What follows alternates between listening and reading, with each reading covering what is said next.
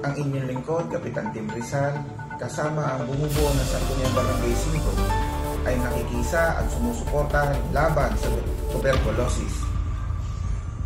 Sa aking mga kabarangay na nakakaramdam ng sintomas, maaari po kayong pumunta sa mga pinakamalapit nating health center upang masuri at mabigyan ng tamang gamot.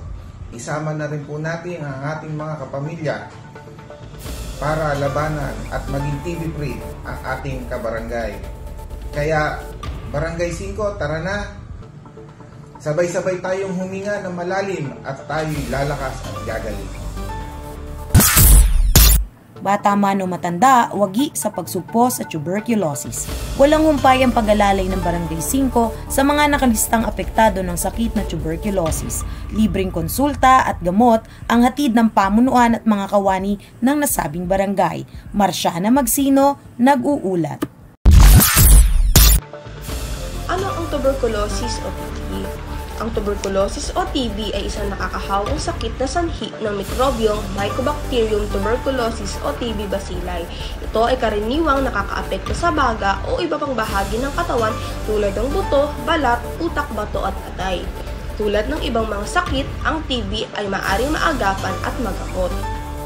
Ito ay may sintomas tulad ng pagkakaroon ng ubo na tumatagal ng 2 linggo o higit pa. Pangalawa, may labis-labis na pagpapawis sa gabi.